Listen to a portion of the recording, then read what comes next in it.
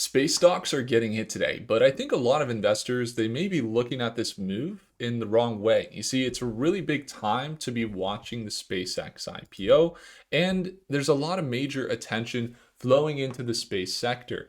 You have a lot of rotation out of assets like Bitcoin, even broad index funds as investors prepare for what could be one of the biggest events in space investing history. The question right now, I don't think is whether or not the money is moving around. We see a lot of inflows and outflows. The question is, again, where's the money moving next? And because most investors, they're trying to position around SpaceX itself, I have a pretty hard time believing that they're going to just completely ignore some of the small space infrastructure companies, whether they're providing satellite communications, defense, rideshare, if they're part of the Artemis 2 missions on the moon. We're talking about companies like Rocket Lab, Black Sky, Redwire. Today, we're going to be breaking down what's happening in some of these stocks and then also where the sell-off is creating some opportunity in certain ticker symbols and what we're going to be watching towards the end of this week. And just so you guys know, the PDT rule is actually going out of effect tomorrow, so we should see that. We've been able to make over 100% on nearly every single one of our top space tech tickers over the last 2 quarters. So the challenge is not going to be finding a lot of opportunities right now. It's going to be staying up to date with space tech, defense tech, AI infrastructure, photonics, quantum, and a lot of the companies that are providing those opportunities. And again, that's exactly why we built Prophecy.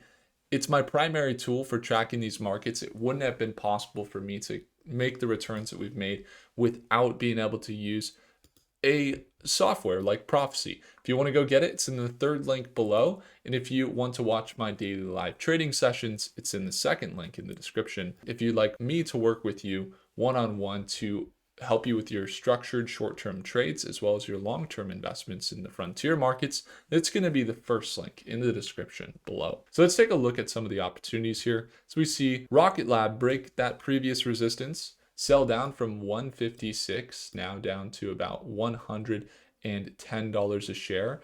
It's been about a 30% sell down pretty aggressively from these levels. This could be, again, the biggest catalyst in years that we've seen is going to be the SpaceX IPO.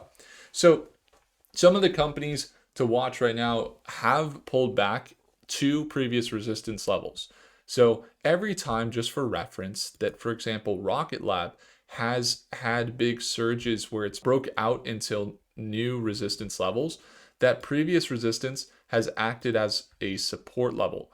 And so currently we see them sell down, kind of getting into territory where you got that rising resistance level that may act as a support up around $110 a share for Rocket Lab. If we take a look at LUNR, which is one of the top infrastructure plays that we've been covering since $5 a share, we've seen them go up to $46 a share and then now recently pull back. And they're also going to be retesting some previous resistance levels to be watching, similar to that of Rocket Lab. You got that previous resistance they're approaching down around $30 a share here, which if they continue to hold into next week, we want to watch there. It might be a perfect storm in that data center markets pull back, which we did see some of that today, which is excellent. And alongside that, space tech pulls back. And I say excellent because it's healthy.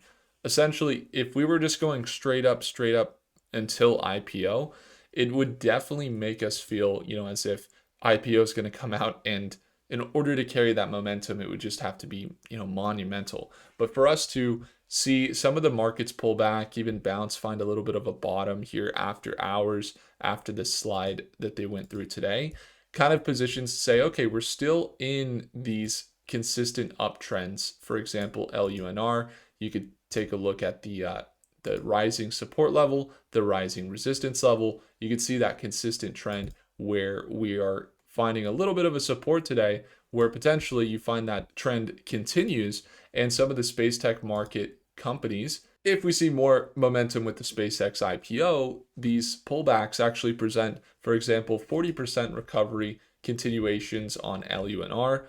Planet Labs is another one that has been rallying as well. They recently pulled down to that previous resistance level here, and they're kind of going to be in a similar trend with the last few months or weeks really of space tech being super bullish, but that we're looking, okay, we see the sell down kind of find a bottom do we see that continuation of trend on the space tech market that looks something like this for Planet Labs, back up into that $50 to $55 range? That's a 30% margin for profit. So most space tech companies are seeing that level of trend being very consistent. Now with Redwire, on the other hand, Redwire is extremely volatile.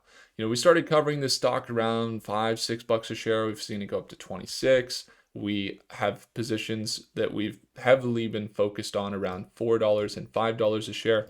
And the levels that we're at now, at that $26 price point that we recently reached, ever since we just peaked out, went straight up, we just pulled back to this previous level here that is also going to be that kind of previous resistance zone. So if you're looking at that previous resistance, we're saying, hey, it might get rejected like it did, similar to the last rally in space tech around that $26 price point, but that we could see it still carry momentum through the SpaceX IPO. And again, Blue Origin explosion that happened, didn't really help. Ever since that explosion, a lot of things pulled down. But you look at that previous resistance that we're kind of at now, that we saw Redwire hitting back in June and July, and now we're starting to see them sell down to those levels over the last 3 or 4 days. And so these levels do seem to be the next level of support. I can also pull it up in Prophecy. Once again, we do have some bearish projections across some of the stocks, but for the most part, leaning fairly bullish into the next month for all of the small space stocks when using the best models in the world. You look at the nearest support levels, at least here looking at Redwire, says the nearest support is going to be around $17. Okay, so $17 support would put us at that level right here. So right about where we're at. We might see a little dip maybe at market open, but just to watch $17, most of the top space tech companies, whether it's Planet Labs, LUNR, BKSY, Black Sky, pulling back recently, have dropped down to those levels that would be seen as a level of potentially an institutional buying zone. And so something to consider when we're looking at some of these companies that are having innovative technology, they're trading at premiums. You look at AST, you look at Redwire. While a lot of them have some ahead of themselves valuations that we're seeing currently, some of them are a part of major contracts. It's kind of funny, we were looking at the top contracts that companies are a part of without fully parsing out the major deals that they've signed. Redwire is a part of that $151 billion Space Dome contract. They also have some other deals there. If you look at Black Sky as well, BKSY, one of the companies that has been launching with Rocket Lab pretty consistently for their high resolution Gen 3 satellites that's able to tell what's happening down on Earth with super well precisioned, almost microscope level view of Earth, is also seeing a lot more contracts. They got multiple 7-figure deals, I think some 8-figure deals here and there for US government and also just international governments and international organizations to provide the perspective of everything that's happening down on Earth. And they've been stacking contracts, very consistently, hundreds of millions of dollars in deals. And they, for the longest time, when we were looking at BKSY, which we should look at the chart as well, but on Prophecy, we were seeing such bullish projections. They're at $40 a share now, but at one point they were, I remember, hovering at levels that were like $10 a share or under $10 a share, and their market cap is just breaking above 1.39 billion. Now, if you go back again, you go back on the channel, you could search, BKSY on my YouTube. We have videos. We got 20 videos alone just on individual analysis on this stock. But without scrolling back too far in the pages and going into Black Sky of what they have to offer here, that's a blast to the past. A year ago now, we were looking at them back here, and I remember their financials. I mean, at this point, they were at $400 million market cap at this time, and they had hundreds of millions of dollars in space contracts. And that's kind of what I was saying is like, these companies, they have these hundreds of millions of dollars, but their valuations are so small. So why are they holding? In fact, we saw that their, at the time, even their assets were doing good, their revenues were good, they had their negative net income, of course. But again, we were like analyzing this stock, 5, 10 bucks a share back here, and the values are almost always going to fill. And there's some stocks that are going to see massive corrections because the values don't fill. And we kind of talked about this.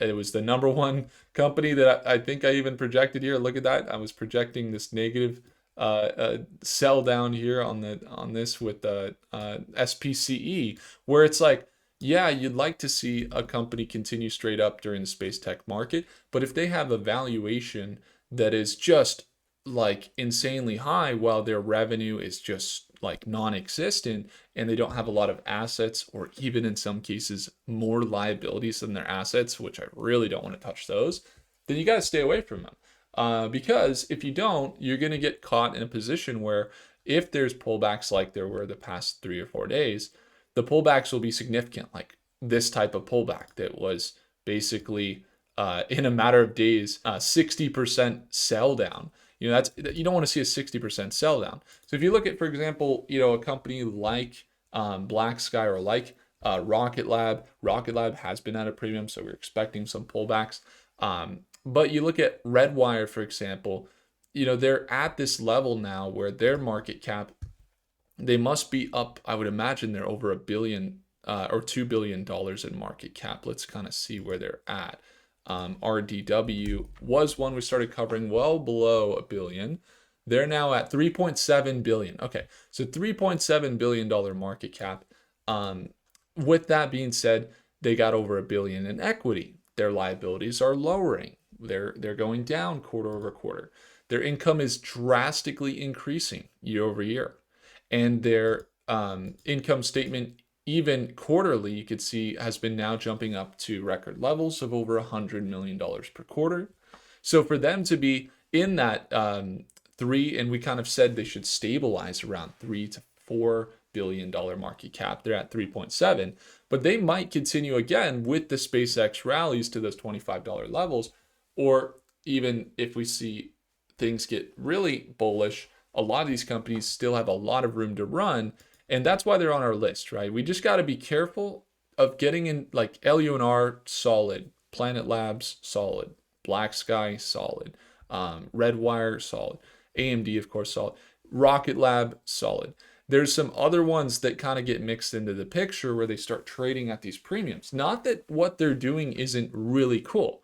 Not that there's not a lot of value in, AST, or you look at Sidus Space, or you look at Fly, or some of these other ones that are getting this momentum. But ultimately, you have to consider that the fact is, if the financials aren't good, to just double check into those financials. I like to use Prophecy. I just pull up the financials setup and the top transactors to get an idea. And then I also just look at the projections. That is the most solid way. And kind of the nearest support and the nearest resistance levels. If I had to go do all of that over and over and over on every single one of the data center companies, AI companies, space tech companies, it would be, I'd be pretty stressed out in today's market. But this definitely keeps things super good. Again, if you want to go grab it, it's the third link in the description below. So keep an eye out. Again, I would expect this is a really good pullback. I think we could see similar patterns develop, similar to what we see happening with LUNR, where you get that continued hyper bull trend. But realizing that premiums are okay, and that is the type of market we're in now. But realizing that if you do get those pullbacks, we talked about it a bit ago, SpaceX IPO, if there's one mishap in the execution, it's possible you get very great sell downs in the space tech market. And if that were to be the case, it's possible that some of those companies don't reach the levels that they're at now for a year, 2 years, 3 years down the line. So if you're not holding long term, then that could be extremely stressful. And if you're in it for the short term, stay away from the stress by having clear entries, clear exits with structured trading, where you have a stop loss and you set orders that allow you to, manage risk on being exposed to big downside on some of these shorter term plays that could be high growth, having that structure will make all the difference. And again, if you want me to work with you one-on-one to help with those things inside of your portfolio, have a look at the first link in the description below. If I earned your thumbs up, hit the like button. Do consider subscribing and letting me know what you think about space stocks down below. And I'll see you in the next video. Take care.